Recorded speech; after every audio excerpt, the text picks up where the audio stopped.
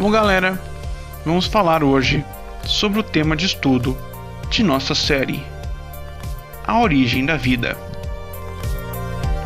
Basicamente, galera, é preciso explicar dois conceitos distintos, pois afinal de contas, evolução é diferente de origem da vida, pois na teoria da evolução falamos com o mesmo conjunto de espécies evoluem e se adaptam ao ambiente que vivem através de inúmeras transformações, tendo por base um mesmo ancestral comum. Em origem da vida, falamos da criação da vida propriamente, como ela surgiu, como ela se formou, quais foram os fatores determinantes na criação da mesma. E vale lembrar que este vídeo não discutirá a teoria criacionista da geração da vida, seja pelo fato de existirem inúmeras crenças éticas, morais e religiosas de todas as partes do mundo para serem discutidas, seja pelo fato de que essa teoria alude e parte do princípio de discutir fatores espirituais, teológicos, metafísicos totalmente fora do nosso escopo de estudo, que é a área exclusivamente científica, seja pela total falta de estudos, provas e evidências que embasem cientificamente as teorias apresentadas. Resumidamente, existem 5 teorias a respeito da origem da vida que serão abordadas neste vídeo: a terrestre, a aquática, a teoria da abiogênese, geração espontânea, a teoria espacial e a teoria da panspermia. Lembrando que estas duas últimas são embasadas em um ramo da ciência chamado astrobiologia. Essa parte da ciência não será abordada por nós neste tipo de série, mas sim em nossa irmã, Nós no Universo. Acompanhe na descrição.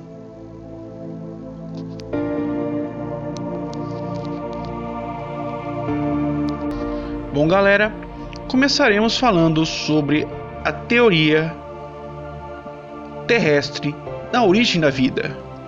A base dessa teoria foi formulada pelos cientistas Stanley Miller e o seu conterrâneo Stanley Shostak ao longo de seus trabalhos em 1953 e 2005. Um é complemento do outro. Vale lembrar que essa teoria é complementar de muitas outras teorias de origem da vida semelhantes. Em 1953, os exames de Stanley Miller, cientista americano, a respeito da origem da vida, comprovou um paradoxo ao menos desconfiado pela humanidade, a de que partículas simples, oriundas do nosso universo primordial, somadas às descargas elétricas e às condições extremas do nosso ambiente, geravam aminoácidos, pequenas partículas simples, bases do tecido da vida. A experiência consistia basicamente em ferver uma mistura de água com amônia e misturar o seu vapor junto com uma mistura de outros gases muito presentes na atmosfera primitiva da Terra, entre os quais está dióxido de carbono, nitrogênio, amônia, hidrogênio, metano, água, carbono, e tantos outros que supostamente, visto que ninguém conhece com precisão a composição desta época, compunham a atmosfera primordial da Terra. Submetendo esse material a constantes descargas elétricas de calor, formou-se as primeiras partículas simples de aminoácidos, como nós conhecemos. Essas partículas de aminoácidos acabaram sendo produzidas no nosso planeta e se alojando em uma argila muito famosa, conhecida como momorinonita. Hoje, existem porções muito ínfimas desse tipo de argila na nossa Terra atual, mas na Terra primitiva era um dos materiais mais abundantes existentes. Além disso, vale lembrar que na atmosfera primitiva praticamente não havia oxigênio, material que só veio surgir em abundância com cianobactérias bilhões de anos depois. Continuando, essa momorilonita funcionava como uma espécie de catalisador, ou seja, ao entrar em contato com esta argila, as moléculas,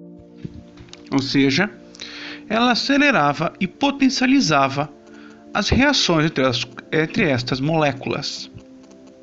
Desta forma, essas pequenas cadeias de aminoácidos foram se replicando e se combinando rapidamente, construindo cadeias de aminoácidos cada vez maiores e mais complexas.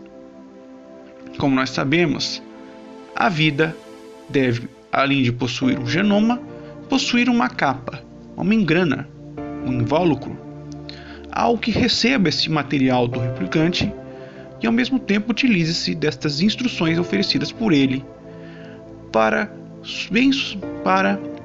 com sucesso, se autorreplicar.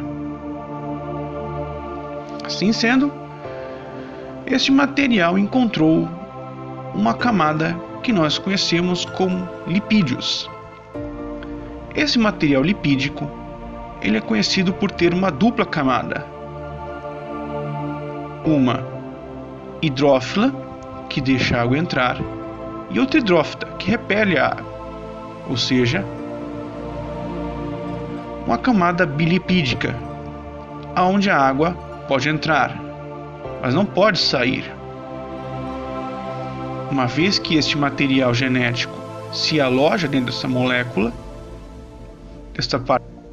desta partícula de lipídio,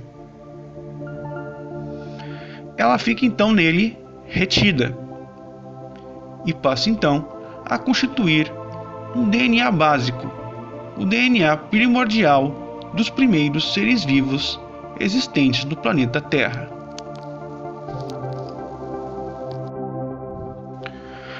Com base nas informações que foram passadas, temos que fazer as seguintes considerações.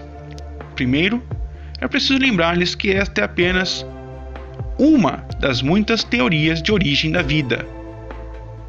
Está certo? Está errado? Não, necessariamente. É apenas uma teoria de origem da vida que compõe o máximo possível de provas e evidências que a sustentem. Além disso, estamos falando de vida primitiva, ou seja, o mais simples em matéria orgânica que nós podemos entender por vida. Isso mesmo, galera. Não confunda vida em si, sendo que esse tipo de vida não será alvo de estudos da nossa série. Desta forma, estamos falando de formas de vida simples, como as primeiras bactérias, ou quem sabe os primeiros vírus, ou quem sabe os primeiros seres unicelulares, as primeiras plantas unicelulares que vieram bilhões de anos depois. Estamos falando de formas de vida simples, não de organismos complexos, pois isso não será alvo nem objeto de nossa série de estudos. Agora, galera, vamos falar sobre a origem aquática da vida. Isso mesmo. A vida na Terra surgiu na água. Esta teoria foi formulada pela dupla de cientistas Alexander Oparin, da União Soviética, atual Rússia, e John Borden, dos Estados Unidos, ao longo dos respectivos trabalhos nas décadas de 20 e 50, respectivamente. Apesar de possuírem pequenas variáveis, o escopo, o conjunto de teorias e evidências levantadas por ambos conduzem ao mesmo caminho, o qual será revelado a vocês um pouco mais adiante. Para entendermos essa teoria, precisamos remontar a antiga Terra primitiva, o ambiente primordial. Neste período, a Terra, de uma antiga bola de fogo flamejante, estava aos poucos solidificando, constituindo esta camada externa que nós costumamos chamar de crosta. No entanto, é preciso lembrar que a atmosfera desse ambiente primordial é muito diferente da que existe hoje. Naquela época, havia muitos gases primordiais, uma atmosfera completamente diferente da nossa. Havia muito metano, nitrogênio, dióxido de carbono, monóxido de carbono, hidrogênio. Só que havia pouco oxigênio, pois como nós sabemos, como vocês saberão, ou já sabem, o oxigênio era muito pouco abundante nesse ambiente. Ele veio ser produzido por meras cianobactérias, bilhões de anos depois. Estamos falando do ambiente primordial, um ambiente que não é o nosso. Esse ambiente primordial era rico em uma série de elementos que catapultaram a formação da vida como conhecemos hoje.